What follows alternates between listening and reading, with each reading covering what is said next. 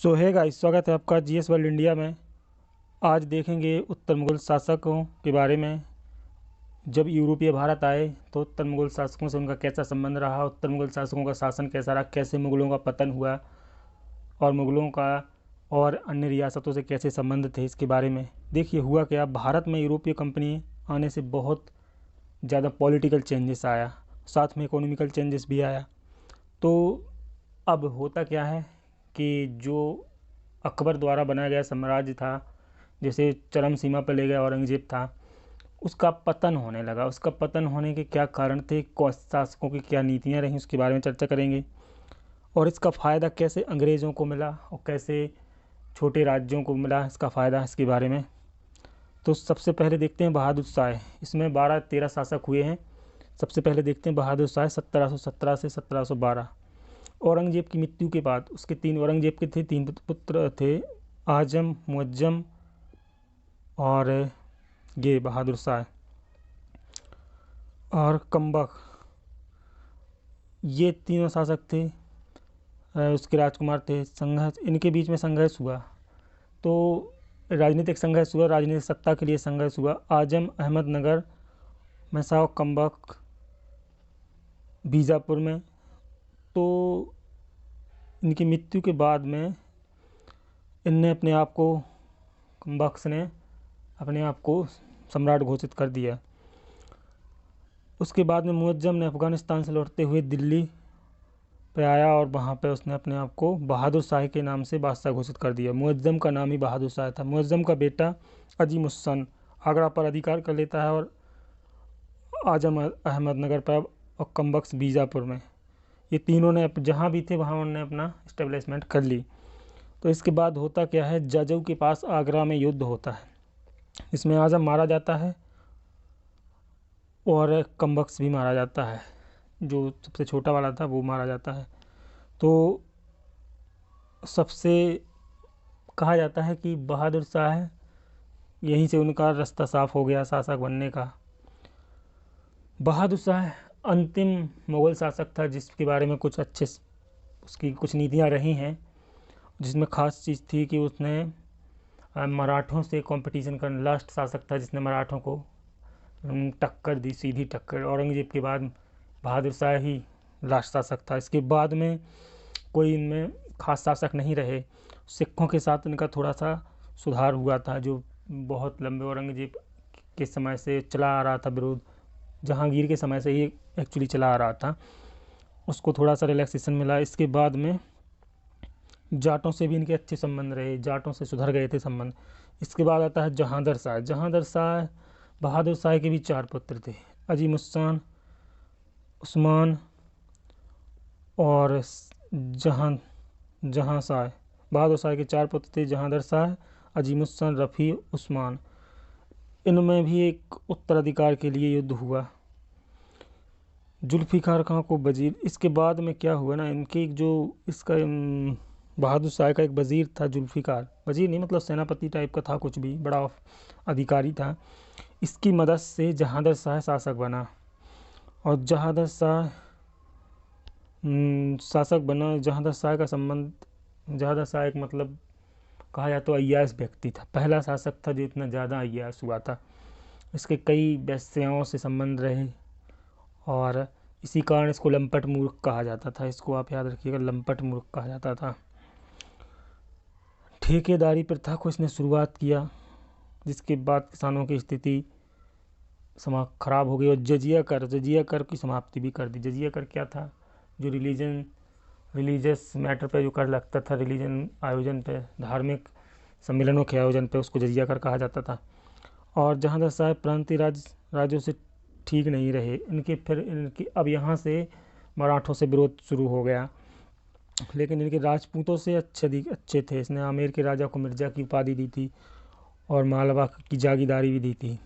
अजीत सिंह को, मारवाड़ के जो राजा थे, अजीत सिंह को महाराज की उपाधि दी। सिखों का विद्रोह भी हुआ इसके कार्यकाल में। इसके बाद आता है फर्रुख सिंह। फर्रुख सिंह जहांदर शाह का भतीजा था और जिसे सैयद बंधुओं की सहायता से सत्ता प्राप्त हुई। यहाँ से सैयद बंधुओं का वो आ गया। यहाँ से सैयद बंधु जो अब्दुल्ला खान और हुसैन अली थे, उनका इंटरफेयर आ जाता पूरे गवर्नमेंट में। वो पूरे मुग़ल पोस्ट मुगलों में ज़्यादा उनका वो रहता है, राजनीतिक प्रेशर रहता है। तो इनकी मदद से जहांगीर शाह में एक फर्रुखसियर जहांगीर शाह में एक युद्ध होता है, कहाँ, आगरा में। इसमें फर्रुखसियर की जीत होती है, जिसको जीत दिलाई किसने, सैयद बंधुओं ने। ये हिंदुस्तानी गुट के आमिर थे। आमिर कौन होते थे, आमिर होते थे एक प्रकार से आप कह सकते हैं बड़े पदाधिकारी होते थे आमिर। तो ये वही थे, इनको किंग मेकर भी कहा जाता है। इन्होंने 4 मुग़ल शासकों को बसत्ता पे काबिज किया है, उतारा है, किया है, चलता रहा जैसा इनका पॉलिटिकल मैटर था। इनको काफ़ी बड़े बड़े पद दिए गए। हुसैन अली को मीर बख्शी का पद दिया गया, अमीरुल उमारा की उपाधि दी गई। ऐसे ही कुतुबुल मुल्क की उपाधि फर्रुखसियर के बड़े अब्दुल्ला को कुतुबुल मुल्क की उपाधि दी। फर्रुखसियर ने जजिया कर, यात्रा कर की समाप्ति की, दोनों कर इसने ख़त्म कर दिए थे। और अंग्रेज़ों को शाही फरमान, जिसको गोल्डन मैग्ना कार्टा कहा जाता है, 1717 में वो दिया था। 300 रुपया वार्षिक शुल्क, 3000 वार्षिक शुल्क के रूप में। और मराठों से इनके संबंध काफ़ी अच्छे रहे थे। फर्रुखसियर के संबंध अच्छी स्थिति में रहे। मराठों को चौथे एवं सरदेशमुखी वसूलने की आज़ादी दे दी। मराठों ने इसके बदले ने 15,000 घुड़सवार सैनिकों की मदद भी दी थी।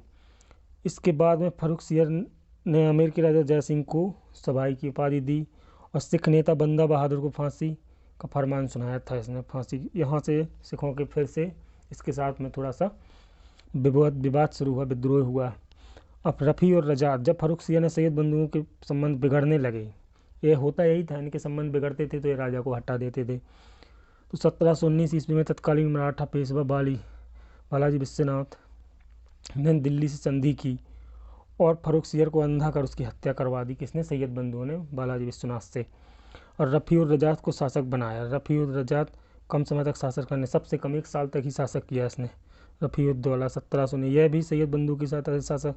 और शाहजहाँ द्वितीय की उपाधि ली गई इसके द्वारा। तो ये क्वेश्चन आ सकता है, शाहजहाँ द्वितीय की उपाधि किसने ली थी, रफ़ी उद्दौला ने। और रफ़ी और रजात शासक बना। ये सबसे कम 1 वर्ष तक शासन करने वाला शासक है। 1 वर्ष से भी कम मोहम्मद शाह 1719 से 1700। मोहम्मद शाह जो कि सैयद बंधु की सहायता से बादशाह बना था। अब ये भी बादशाह बना सैयद बंधु, लेकिन इसने सैयद बंधुओं को ही समाप्त कर दिया क्योंकि ये जानता था कि ये पॉलिटिकल प्रेशर बनाते हैं, इनकी बात नहीं मानते तो ये सत्ता से हटवा देते हैं। उसने उन्हें पूरी तरह से ख़त्म कर दिया। इसी के समय प्रांतीय राज्यों का उदय हुआ जो मुगल सत्ता के भाग थे, जैसे अवध,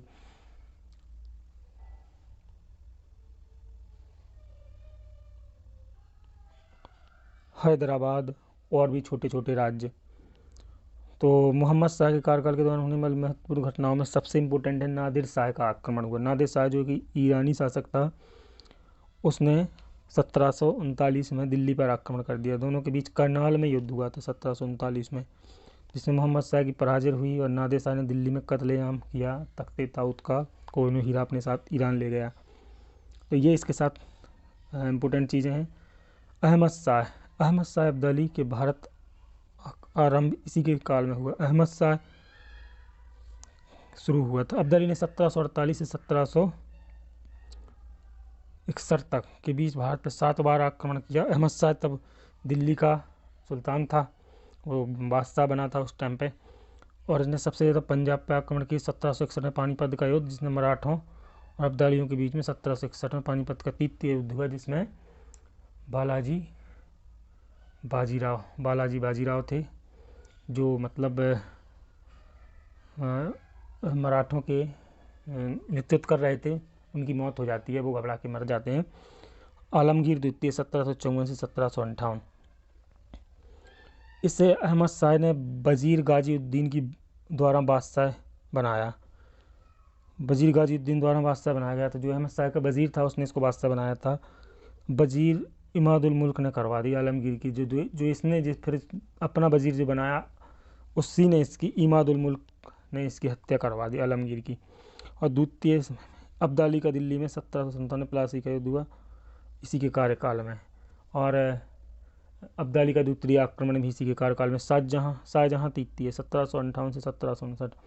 इमादुल मुल्क जो कि आलमगीर का वजीर था उसने उसकी हत्या करवा दी थी। आलमगीर का पुत्र अली गौहर उस समय बिहार में था, तो वहाँ वो अपने आप को बादशाह घोषित कर देता है। ठीक है, इससे होता क्या है, इससे होता है कि वजीर जो होता है इमादुल मुल्क अपने प्रभाव को बनाए रखने के लिए शाहजहाँ द्वितीय को यहाँ दिल्ली में शासक इस बनवा देता है। तो इस समय आलमगीर द्वितीय वहाँ और शाहजहाँ, आलमगीर का पुत्र है जो अली गौहर वो वहाँ बिहार में, और यहाँ शाहजहाँ द्वितीय दोनों एक साथ शपथ ले लेते हैं। मतलब जो भी उनका होता है था मुगलों का। तो ये कहा जाता है एक समय में दो बादशाह थे। शाह आलम द्वितीय 1761 में पानीपत के युद्ध में अब्दाली ने मराठों को हराया, और 1764 में बक्सर के युद्ध में अंग्रेजों ने मुगल शासक शाह आलम द्वितीय अवध के नवाब 1765 में ऐसा ही आलमगीर बिहार उड़ीसा अंग्रेजों को दीवानी पर आलमगीर द्वितीय के समय में ही अंग्रेजों को बिहार उड़ीसा असम की दीवानी प्राप्त मिली थी। और यह पहला बादशाह था जो मतलब प्लासी बक्सर के युद्ध हो चुके थे, मुगल ख़त्म, तो ये पहला बादशाह था जो अंग्रेज़ों के पूरे पॉलिटिकल दबाव में आ गया था। और इसके बाद अंग्रेज़ों ने मुग़ल सत्ता पे एक प्रकार से कब्जा कर लिया था, और यही पहला बादशाह था जो अंग्रेज़ों के संरक्षण में रहने लगा था। अब यहाँ से मुग़लों का काम ख़त्म। नेतृत्व में 1803 पे दिल्ली पर कब्जा कर लिया। इसी के कार्यकाल में 1803 पे दिल्ली पर कब्जा कर लिया लॉर्ड लेक ने, और संधि करवाई, और पेंशनर बन के रह गई ये का नाम है शाह आलम सेकंड। इसके बाद आता है अकबर द्वितीय। अकबर द्वितीय के बारे में खास बात क्या है, राजा राम मोहन राय को इसने ब्रिटेन पहुंचाया था और राजा की उपाधि दी थी। और मुग़ल सिक्के बंद हो गए थे। मुग़ल सिक्के किसने बंद किए थे? अंग्रेज़ों ने बंद किए थे, और नोटों की शुरुआत की थी, ये किए थे 1830 में। इसके बाद में बहादुर शाह जफर द्वितीय 1837 से 1857, ये अंतिम मुग़ल शासक के रूप में जाने जाते हैं, सबसे इम्पोर्टेंट चीज़ है। और 1857 का विद्रोह का नेतृत्व बहादुर शाह जफर ने किया। जफर को हिंदुस्तान का सम्राट घोषित किया था किसने? विद्रोहियों ने। और इसके बाद अंग्रेज़ों ने दिल्ली कूच किया, जफर को गिरफ्तार कर लिया, तीनों पुत्रों को मार दिया, और शाह जफर को निर्वासित जीवन के जीने के लिए रंगून बर्मा भेज दिया। शाहजहाँ 1862 में बहादुर शाह की वहाँ मृत्यु होगी। बहादुर शाह की 1862 में बर्मा में मृत्यु हो गई। अब बात करते हैं कि मुग़ल आखिर ख़त्म क्यों हुए। देखिए, मुग़लों के ख़त्म होने के बहुत सारे कारण थे। पहला कारण था जो भी इनकी आर्थिक पावर थी, इकोनॉमिकल कंडीशन थी, वो ख़त्म हो चुकी थी। वो ऐसे ख़त्म हो चुकी थी क्योंकि राजनीतिक संकट था, अंतर्विरोध था। औरंगजेब के बाद घरेलू युद्ध होते रहे, आपसी युद्ध जो उनके परिवार में ही होते रहे। उनके औरंगजेब के जो लड़के थे वो लड़ते रहे, फिर उसके बाद में वो जहांगीर शाह आया, उनके भी लड़ते रहे। तो ये एक चीज़ थी, मतलब जिसको कहते हैं राजनीतिक संकट था इंटरनल पॉलिटिक्स में। और दूसरी चीज़ थी इकोनॉमिकल क्राइसिस थे। इकोनॉमिकल क्राइसिस ऐसे थे क्योंकि छोटे छोटे जो राज्य थे वो अपने आप को इंडिपेंडेंस घोषित करने लगे थे। जैसे बंगाल ने कर दिया था, हैदराबाद ने कर दिया था, अवध ने कर दिया था, और राजपूतों ने कर दिया था। तो वहाँ से रेवेन्यू आना बंद हो गया। थर्ड था विदेशी आक्रमण। दो विदेशी, एक नादिर शाह का आक्रमण हुआ, एक अहमद शाह अब्दाली का आक्रमण हुआ, जिसकी वजह से भी इनकी स्थिति में और ज़्यादा खराबी आई। और वजह क्या थी? और वजह थी इनका मराठों से गतिरोध जारी रहना, सिखों से गतिरोध जारी रहना, जाटों से गतिरोध जारी रहना। तो ऐसे कुछ मिला जुला के 5-6 कारण थे जिसको आप याद रख सकते हैं। अब इसमें क्वेश्चन कैसे आ सकते हैं? क्वेश्चन ऐसे आ सकते हैं, बहादुर शाह जफर के बारे में क्वेश्चन आ सकता है। पहला मुग़ल शासक कौन था जिसको अंग्रेज़ों ने अपने संरक्षण में लिया, उस पर क्वेश्चन आ सकता है। और राजा राम मोहन राय को ब्रिटेन किसने शासक के टाइम पे पहुंचाया गया, उस पर क्वेश्चन आ सकता है। जजिया कर किसने ख़त्म किया, उस पर क्वेश्चन आ सकता है। ऐसे कुल मिला जुला के ऐसे क्वेश्चन आ सकते हैं। ठीक है, तो ये था पोस्ट मुग़ल एम्पायर के बारे में, कैसे एम्पायर ख़त्म हुआ, क्यों हुआ। अब देखेंगे छोटे राज्यों के बारे में, ये और 3 कर्नाटक युद्ध भी जो अंग्रेज़ों के चलते रहे, उनके बारे में भी देखेंगे। So thanks for watching. अगर वीडियो पसंद आए तो चैनल को सब्सक्राइब करें, वीडियो को शेयर करें, लाइक करें, और बेल आइकन को चालू करें। Thanks for watching. God bless you all.